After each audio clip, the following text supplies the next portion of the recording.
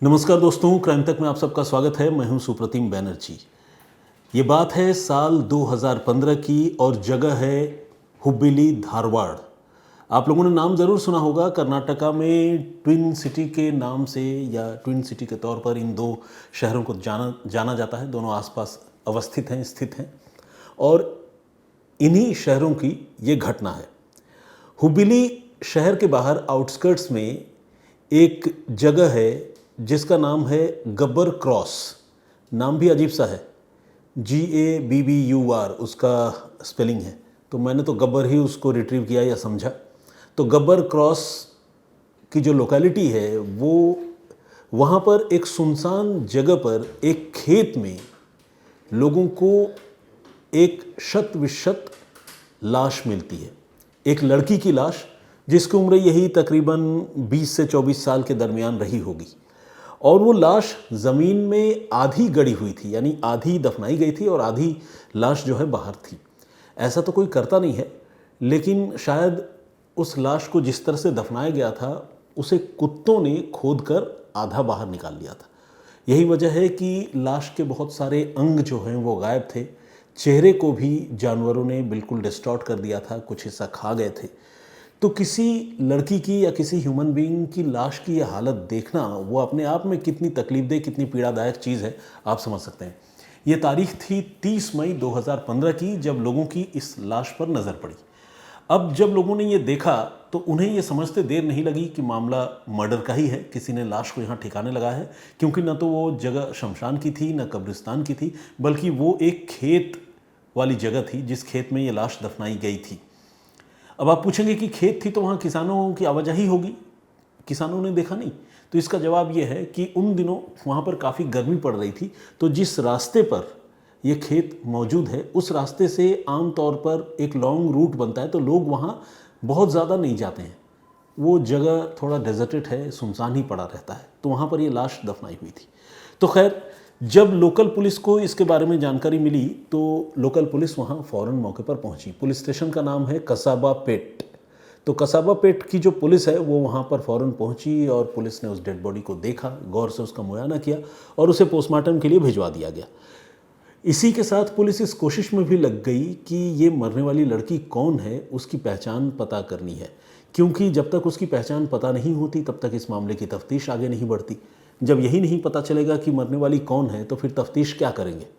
तो पुलिस इस कोशिश में लग गई और पुलिस पूरे आसपास के इलाके में जितने भी पुलिस स्टेशन हैं, या फिर आप ये कहें कि धारवाड़ और हुब्बिली, ये दोनों शहरों में जितने थाने हैं और ग्रामीण इलाकों में थाने हैं, वहाँ पुलिस ने अपनी तरफ से मैसेज भिजवाया कि हमें एक 20-22 साल की लड़की की डेड बॉडी मिली है और जो बुरी तरह से ख़राब है, बुरी हालत में है, पहचानना मुश्किल है, तो हम उसकी आइडेंटिटी जानना चाहते हैं। अगर कोई इस एज ग्रुप की कोई लड़की की मिसिंग रिपोर्ट आपके आसपास के किसी थाने में दर्ज हुई है, आपके थाने में दर्ज हुई है, तो आप हमें बताइए। तो पुलिस की ये कोशिश चलती रही, लेकिन पुलिस की तरफ से कोई रिस्पॉन्स या पुलिस की तरफ से कोई जवाब नहीं मिला। शायद इस लड़की की गुमशुदगी की रिपोर्ट उसके घर वालों ने दर्ज नहीं कराई थी। क्यों नहीं दर्ज कराई थी, दिमाग में क्या था, ये घर वाले ही बेहतर जानते थे।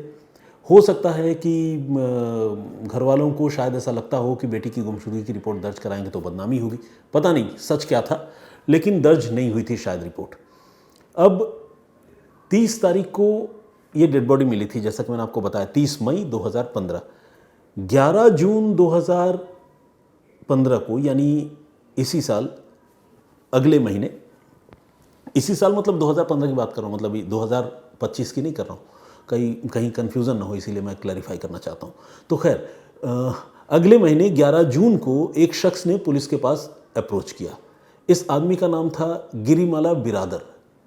इस आदमी ने ये कहा कि वो मूल रूप से जो है वो विजयपुरा का रहने वाला है और उसकी फैमिली भी विजयपुरा की है, लेकिन उसकी बेटी जो है पिछले कुछ समय से गायब है, घर से गायब है, गुम हो गई है, लापता है। तो पुलिस वालों ने पूछा कि आपने कोई रिपोर्ट तो दर्ज कराई होगी अपनी बेटी की गुमशुदगी की? तो बोला कि नहीं साहब, हमने रिपोर्ट दर्ज नहीं कराया। क्यों नहीं दर्ज कराया? तो इसका उसके पिता ने, यानी वो जो गिरिमाला बिरादर है, उसने कोई क्लियर जवाब नहीं दिया।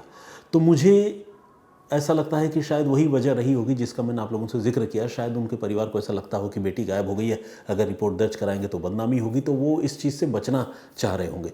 जो भी वजह हो, उन्होंने रिपोर्ट दर्ज नहीं कराई थी। उन्होंने बताया कि मेरी बेटी का नाम अर्पिता गिरिमाला बिरादर है और उसकी उम्र है 24 साल और वो university of agriculture science Bengaluru से वो पढ़ाई कर रही है।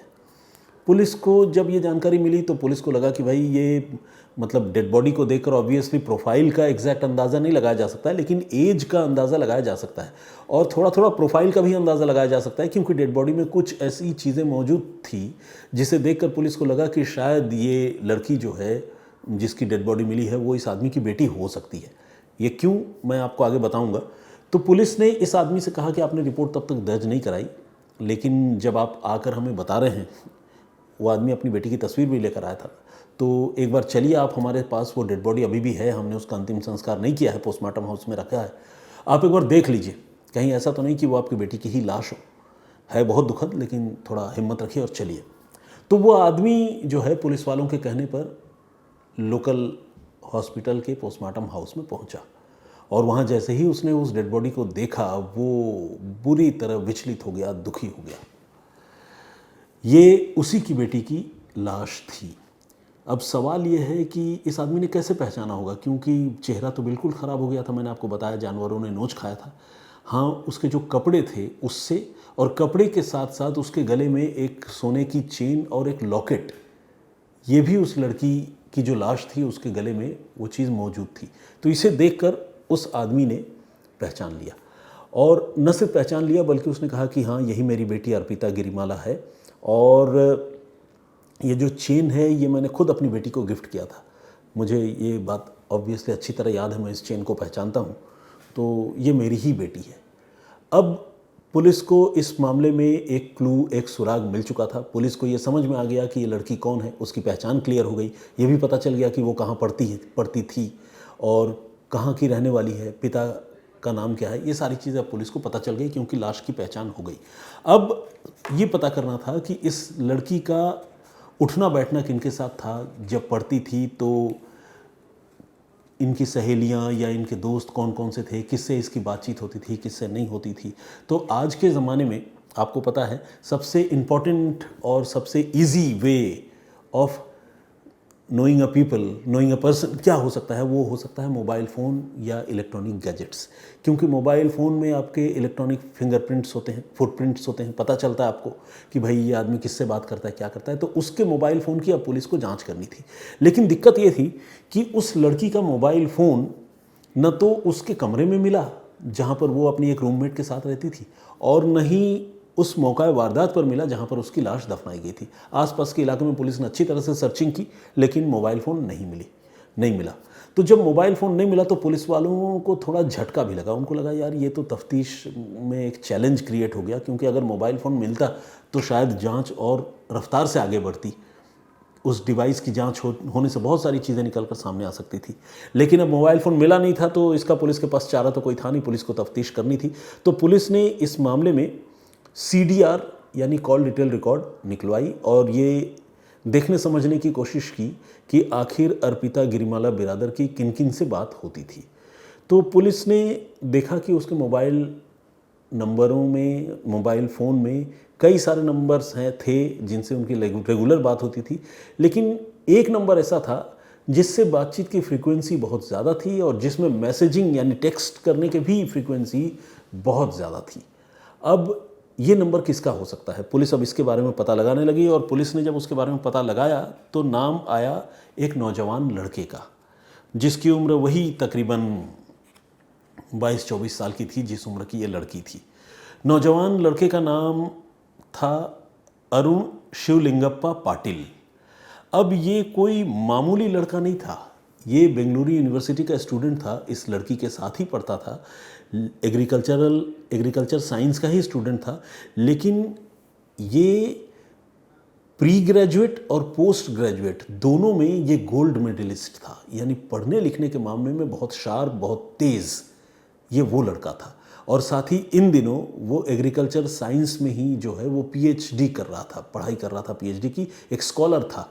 तो आप समझ सकते हैं कि इस लड़के के पढ़ने लिखने का जो मामला था ना वो बिल्कुल ही अलग था। ये एक ख़ास बच्चा था या ख़ास नौजवान था जो काफ़ी मेरिटोरियस था। तो पुलिस को जब इसके बारे में जानकारी मिली तो पुलिस को लगा यार ये तो काफ़ी अच्छा लड़का है, पढ़ने लिखने वाला, इसका क्या इस मामले में रोल हो सकता है। लेकिन पुलिस को वेरीफाई तो करना ही था। तो पुलिस ने इस अरुण शिवलिंगप्पा पाटिल को पूछताछ के लिए बुलाया और पुलिस ने उससे कहा, क्या पूछ सकती थी पुलिस कि भाई तुम जानते हो नहीं जानते हो। उसने कहा हाँ साहब जानता हूँ। बोला कि कैसे जानते हो, कैसे रिलेशन तुम्हारा। बोला कि मेरी बेस्ट फ्रेंड थी, लेकिन हाँ हम लोगों के बीच में कुछ वैसा रिलेशन नहीं था जिसके बारे में आप हमसे पूछ रहे हैं। कोई लव अफेयर या इस तरह की कोई बात नहीं थी, लेकिन she was my best friend, बहुत अच्छी दोस्त थी और हमारी रोज़ तकरीबन बातचीत होती थी। अब पुलिस ने पूछा कि अच्छा ये बताओ 28 मई से 30 मई तक तुम कहाँ थे। जैसे ही इस लड़के ने ये सवाल सुना उसने कहा साहब मैं तो यूनिवर्सिटी में ही था, बेंगलुरु में मैं क्लास अटेंड कर रहा था। तो पुलिस ने पूछा कि मतलब पक्के तौर पर तुम कह रहे हो कि तुम क्लास अटेंड कर रहे थे। बोला हाँ साहब। इसके अलावा पुलिस ने उससे जो जो सवाल पूछे उन सारे सवालों का जवाब इस अरुण शिवलिंगप्पा पाटिल ने बहुत सधे हुए अंदाज में दिया, बहुत कॉन्फिडेंस के साथ दिया। पुलिस की आंखों में आंखें डालकर वो बातें कर रहा था। तो एक ऐसा आदमी जो ईमानदार हो या जिसने कोई अपराध को अंजाम न दिया हो वही इस तरह से बात कर सकता है। तो पुलिस जो है उसकी बातचीत से काफ़ी हद तक कन्विंस्ड थी कि इस लड़के का कम से कम मर्डर में रोल नहीं है। हो सकता है वो कुछ जानता हो या मतलब क्या जानता है क्या नहीं जानता ये बात की बात है, लेकिन कम से कम वो कातिल नहीं है। अगर कातिल होता तो डरता, बॉडी लैंग्वेज में कोई बात होती, सवालों पर लड़खड़ाता। और जैसा कि मैंने आपको कई बार बताया है कि पुलिस जब इस तरह के मामलों में इन्वेस्टिगेट करती है ना तो एक ही सवाल वो अलग अलग तरीके से बार बार पूछती है, ताकि अगर स्टोरी में कोई डिस्क्रिपेंसी आए, कोई ऊंच नीच हो, तो वो हर बार जब आदमी एक ही सवाल का जवाब देता है ना, तो अगर वो झूठ होती है कहानी तो उसमें कुछ ना कुछ फ़र्क आ जाता है। हाँ सच्ची कहानी होती है तो उसमें कोई फ़र्क नहीं आता, क्योंकि फिर वो इंसान के दिमाग में इम्प्रिंट होता है। तो खैर इस मामले में पुलिस ने उससे कई बार पूछा और उसने हर बार बिल्कुल वही बातें, वही जवाब दिए जो सवाल पुलिस ने उससे पहले बार पूछे थे और जब उसने पहली बार जवाब दिया था। तो पुलिस एक तरह से उसको रूल आउट कर रही थी इस कत्ल के मामले में। लेकिन फिर भी रूल आउट करने से पहले पुलिस ने सोचा कि एक बार वेरीफाई तो कर लेना ज़रूरी है कि ये लड़का सच बोल रहा है या नहीं। खासकर उसके प्रेजेंस के मामले में हमें ये पता करना चाहिए कि उसकी मौजूदगी कहाँ पर थी 28 और 30 मई को। कहीं ऐसा तो नहीं कि हुबली में जहाँ डेड बॉडी मिली है वहीं उसकी मौजूदगी हो और वो हमसे झूठ बोल रहा हो। तो एक बार चेक करना ज़रूरी है। फिर से वही चेक करने के लिए वही तरीका, मोबाइल फ़ोन, कि भाई मोबाइल फ़ोन देखें, चेक करें ये कहाँ पर है मोबाइल फ़ोन। तो पुलिस ने जब मोबाइल फ़ोन की जांच की तो पता चला कि उसके मोबाइल फ़ोन की लोकेशन वाकई बेंगलुरु में यूनिवर्सिटी में थी। ये एक बहुत बड़ा एविडेंस था। कई बार होता यह है कि कातिल बहुत चालाक होते हैं, वो मोबाइल फ़ोन जो है वो स्विच ऑफ कर देते हैं। इस मामले में अरुण शिवलिंगप्पा पाटिल जो था उसका मोबाइल फ़ोन स्विच ऑफ भी नहीं था। तो ये एक बहुत बड़ा प्रमाण था कि अरुण जो है मौका वारदात के आसपास भी नहीं बल्कि दूर बेंगलुरु में था। ये एक साइबर एविडेंस था, ये कह सकते हैं। इसके साथ ही पुलिस ने सोचा कि फिजिकली भी पता करना ज़रूरी है कि ये वहाँ था कि नहीं। बोला कि अच्छा तुम बेंगलुरु में थे तो तुम क्लास भी अटेंड कर रहे होगे। बोला हाँ मैंने क्लास अटेंड किया, मुझे जहाँ तक याद है। पुलिस ने कहा ठीक है। पुलिस ने उससे कुछ नहीं कहा, लेकिन चुपचाप बड़ी खामोशी से पुलिस ने यूनिवर्सिटी एडमिनिस्ट्रेशन को अप्रोच किया और पता किया कि ये 28, 29, 30 मई को इसने क्लास वगैरह अटेंड किया था या नहीं। तो जब पुलिस ने चेक किया तो पुलिस को ये देखकर निश्चिंत हो गई पुलिस कि हाँ ये लड़का वाकई सच बोला है, क्योंकि अटेंडेंस बाकायदा उसकी दर्ज थी वहाँ पर। यानी वो बेंगलुरु में ही था, क्लास अटेंड कर रहा था। मोबाइल फ़ोन और रजिस्टर, अटेंडेंस रजिस्टर में बाकायदा उसका सिग्नेचर इस बात का एविडेंस था। अब पुलिस थोड़ी सोच में पड़ गई कि फिर इस मामले में कौन हो सकता है, क्योंकि फैमिली वाले तो मर्डर करेंगे नहीं, कोई ऐसा मतलब रॉबरी या मर्डर फॉर गेन वाली भी बात नहीं है, क्योंकि सोने की चेन उसकी डेड बॉडी पर पड़ी हुई है। अगर लूटपाट के लिए मर्डर हुआ होता तो सबसे पहले तो कातिल जो है वो सोने की चेन लूट कर जाता। सोने की चेन जब लाश के साथ पड़ी रही, ज़मीन में गड़ी रही, वो मिला पुलिस को, तो इसका मतलब लूटपाट इरादा नहीं हो सकता। पुलिस अब नए सिरे से दिमाग लगाने लगी। इस बीच कर्नाटक में एक बड़ी घटना हो गई। एम कलबुर्गी नाम के एक बड़े शख्स का, एक हस्ती का कत्ल हो गया। ये कन्नड़ा यूनिवर्सिटी के वाइस चांसलर थे। अब एक इतने बड़े इंसान का असैसिनेशन होना, कत्ल होना, ये पूरे कर्नाटक जो सूबा है उसको हिला गया। जितने पुलिस वाले अलग अलग मामलों की जांच कर रहे थे, सबको डाइवर्ट कर दिया गया कि भैया कलबुर्गी साहब का जो कत्ल हुआ है उस मामले में आप लोग लीड ढूंढिए, इस मामले की तफ्तीश में आप लोग साथ दीजिए। पुलिस डिपार्टमेंट का ऑर्डर था, जो भी धाकड़ ऑफिसर्स थे, जो इन्वेस्टिगेटर थे, वो सारे कलबुर्गी के मर्डर की तफ्तीश में लग गए। तो इस तरह से ये जो मामले की तफ्तीश थी, इस लड़की के कत्ल की जो तफ्तीश थी, ये कुछ दिनों के लिए ढीली पड़ गई। खुद पुलिस वालों ने बातचीत में कई बार ये कहा कि भाई वो इनिशिएट करना चाहते थे लेकिन कर नहीं पा रहे थे, क्योंकि वर्कलोड दूसरी तरफ शिफ्ट हो गया था, मतलब फोकस वर्क का दूसरी तरफ शिफ्ट हो गया था। तो खैर वक्त गुजरता रहा। इसके बाद जब जैसे ही कलबुर्गी मर्डर केस से थोड़ा सा ये लोग फ्री हुए पुलिस वाले, तो उन्होंने फिर से इस केस को रिविजिट किया, और रिविजिट करके इस बार पुलिस ने ये तय किया कि वो एक बार और इस लड़के के मोबाइल फ़ोन और इलेक्ट्रॉनिक डिवाइसेस के जो भी डिटेल है उसको बड़ी गहराई से देखेगी। हालांकि पुलिस को लग रहा था कि ये कातिल नहीं है, लेकिन इंग्लिश में एक टर्म है, आप लोग जानते होंगे, होपिंग अगेंस्ट होप कहते हैं।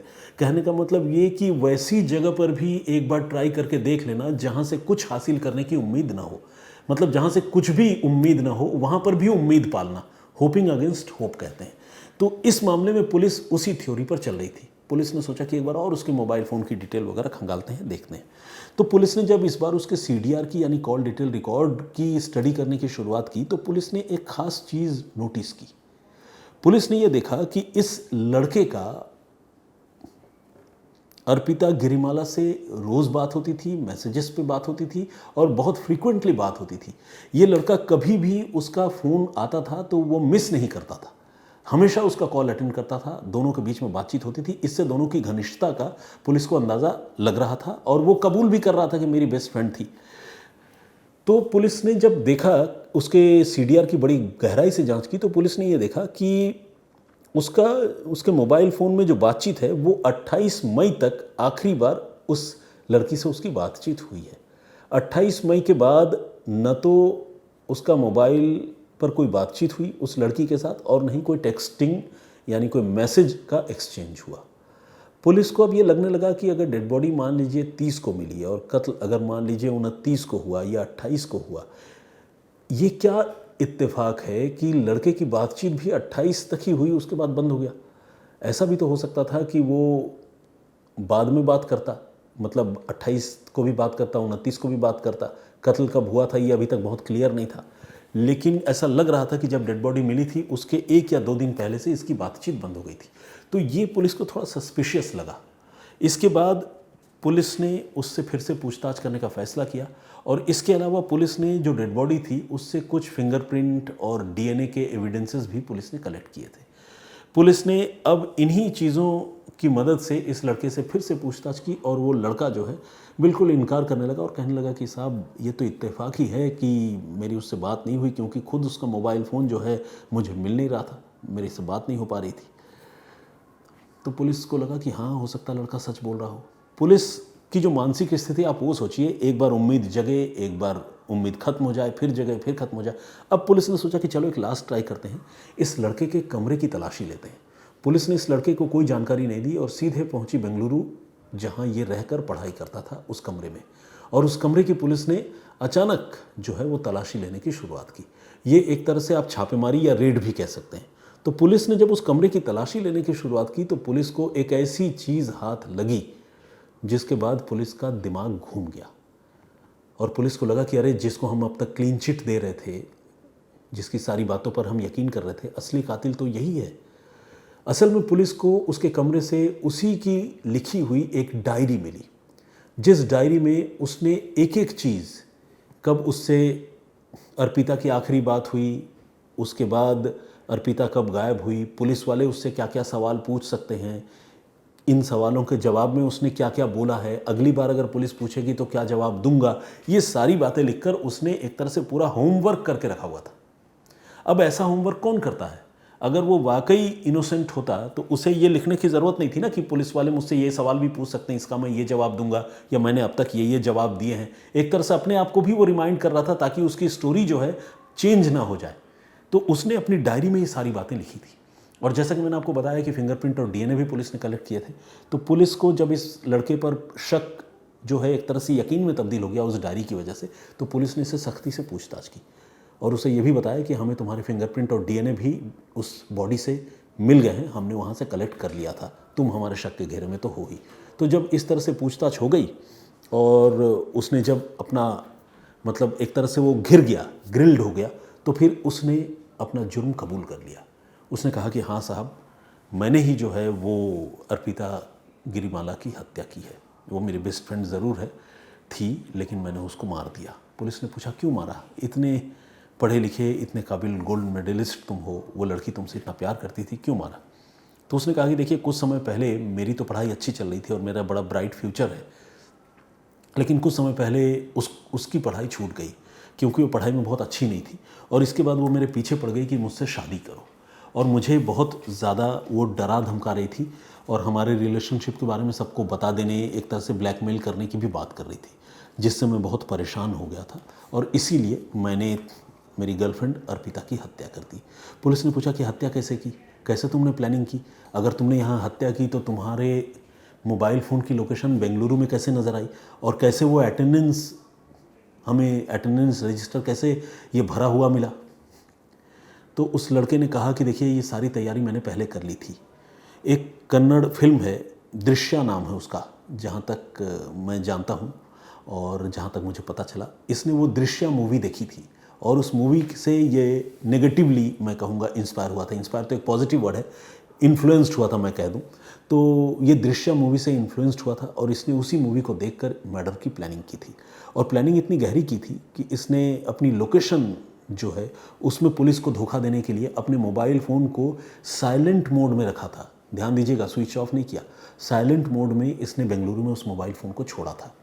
इसके अलावा जब 28 से पहले उसने क्लास अटेंड किया तो उसने, या 28 को उसने लास्ट अटेंड किया, तो उस दिन उसने 29 या 30 तारीख जो आगे के 1-2 दिन थे, उनके अटेंडेंस वाले खाने में भी उसने एडवांस में सिग्नेचर कर दिया था। कॉलेजेस में आमतौर पर इतनी माइन्यूटली एक एक आदमी का अटेंडेंस रजिस्टर चेक नहीं होता, आज के ज़माने में तो स्कूल में भी नहीं होता।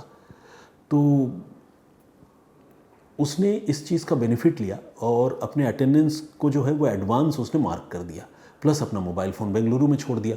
ये 2 उसने एविडेंस क्रिएट किए अपने बचाव में, और इसके बाद वो बेंगलुरु से चला और उसने अपनी गर्लफ्रेंड अर्पिता को हुबली में बुलाया और बेंगलुरु से उसने सरकारी बस ली, और अर्पिता को हुबली में एक ख़ास पॉइंट पर बुलाने के लिए उसने पब्लिक टेलीफोन बूथ का इस्तेमाल किया, वो भी उस टेलीफोन बूथ का जिसमें सिक्का डालते हैं, कॉइन डालते हैं, उस टेलीफोन बूथ का। और उससे उसने इस लड़की को एक पर्टिकुलर जगह पर वहाँ बुलाया हुबली टाउनशिप में, और उसके बाद वो शाम से लेकर मतलब 4-5 बजे से लेकर शाम के 7-7:30 बजे तक वो घूमते रहे। घूमने के बाद ये दोनों पहुँचे उसी इलाके में, गब्बर क्रॉस, जहाँ पर वो डेड बॉडी मिली थी, और वहाँ पर जो है लास्ट मोमेंट में उसने अपनी गर्लफ्रेंड को बिल्कुल इस बात का एहसास नहीं होने दिया कि उसकी प्लानिंग क्या है। वो बेखबर अपनी महबूब पर फिदा वो घूम रही थी इसके साथ, और इसने जो है अचानक उसकी चुन्नी से, उसके दुपट्टे से उसका गला घोंट दिया, अंधेरे का फ़ायदा उठाकर सुनसान जगह पर खेत के किनारे। और जहाँ पर उसने गला घोंटा वहीं पर फिर उसने आनन फानन में किसी तरह से लाश ज़मीन में गड्ढा खोद कर दफना दिया। कैसे गड्ढा खोदा, क्या इंतज़ाम किया, या शायद कोई गड्ढा रहा हो उसी में डालकर ऊपर से मिट्टी डाल दिया, तभी तो कुत्तों ने उस लाश को खोद भी लिया। तो एक तरह से देखा जाए तो हैफाजत तरीके से उसने डेड बॉडी को डिस्पोज ऑफ किया, उसकी हत्या की गर्लफ्रेंड की, और वो वहाँ से फ़रार हो गया। तो उसके वहाँ पर मौजूद होने का कोई एविडेंस पुलिस को नहीं मिला। अपनी गर्लफ्रेंड का मोबाइल फ़ोन वो ले जाकर पहले ही डिस्ट्रॉय कर चुका था, तो उसका भी कोई एविडेंस पुलिस को नहीं मिला, इसीलिए मोबाइल फ़ोन मिल नहीं रहा था। अब ये जो गले में सोने की चेन थी, जाहिर है उसका इरादा लूटपाट करना तो था नहीं, उसका इरादा था मर्डर करना ताकि इस लड़की से पीछा छूटे। तो सोने की चेन जस की तस रही, मर्डर फॉर गेन का मामला नहीं था, लूटपाट का मामला नहीं था। तो एक तरह से देखा जाए तो एक गोल्ड मेडलिस्ट लड़का जो बहुत ही शार्प माइंडेड था, उसने बहुत ही शातिराना तरीके से एक कोल्ड ब्लडेड मर्डर को अंजाम दिया, और काफ़ी हद तक वो पुलिस को चकमा देने में कामयाब रहा। तकरीबन 1.5 साल गुजर गए पुलिस को उस आदमी की पहचान करने में कि यही कातिल है, जबकि वो पहले दिन से पुलिस की रडार पर था। पुलिस ने इस मामले को फॉर्मली जब अनाउंस किया कि हाँ हमने कातिल पकड़ लिया है और कातिल कोई और नहीं अरुण शिवलिंगप्पा पाटिल है, वो दिन था 18 अक्टूबर 2016 का, यानी तकरीबन 1.5 साल बाद। तो खैर पुलिस ने इस केस को सॉल्व तो कर लिया और फिलहाल ये केस कोर्ट में है। और इस केस से रिलेटेड अगर कोई और अपडेट मुझे पता चले तो मैं आप लोगों को आगे आने वाले दिनों में बताऊंगा। तो आज के लिए इतना ही। लेकिन इस कत्ल की साजिश इस लड़के ने जैसी रची और जिस तरह से उसने पुलिस को चकमा दिया काफ़ी हद तक, वो जो है उस तरह के मामले आमतौर पर देखने को नहीं मिलते। वो तो भला हो उन पुलिस वालों का जिनको बार बार इस लड़के पर ही शक हो रहा था और पुलिस वाले होपिंग अगेंस्ट होप की थ्योरी पर चलते हुए बार बार इस लड़के को वेरीफाई कर रहे थे। और फाइनली जब उनको लगा कि यार कोई एविडेंस नहीं मिल रहा है तो चलो रेड मार देते हैं, तो उन्होंने रेड ही मार दी उसके फ्लैट में, उसके कमरे में जाकर। और वहाँ से अगर वो डायरी न मिली होती तो शायद इस मामले को सुलझाना और इस लड़के को गिरफ्तार कर पाना पुलिस के लिए बहुत मुश्किल हो जाता। ऐसा नहीं है कि गिरफ्तार नहीं होता, सूनर और लेटर हो जाता, क्योंकि फिंगरप्रिंट और तमाम चीज़ें डेड बॉडी से पुलिस ने रिकवर की थी और उनकी रिपोर्ट आनी थी। ये लड़का शक के घेरे में था ही। तो ये थी पूरी कहानी जिसे पुलिस ने बहुत सक्सेसफुली क्रैक किया। आज मैं आप लोगों से माफ़ी चाहूँगा, आज मैं आप लोगों का कोई कमेंट नहीं ले पाऊँगा। थोड़ी आज मेरे साथ वक्त की पाबंदी है, मैं लेट हो गया हूँ। तो और विनोद सर भी सामने खड़े हैं, शिकारपुरी जी सीनियर कैमरा पर्सन, तो मुझे इजाज़त दीजिए। लेकिन मैं आप सबसे रिक्वेस्ट करता हूँ कि ये तो एक मजबूरी की बात थी।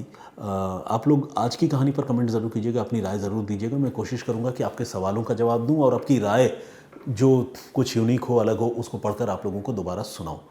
ये हमारे 2 वे कम्युनिकेशन का एक तरीका है जिस सिलसिले को मैं आगे भी बरकरार रखना चाहता हूँ। तो आज के लिए इतना ही। फिलहाल अपना बहुत ख्याल रखिए, सुरक्षित रहिए और मुझे इजाज़त दीजिए। जय हिंद, जय भारत।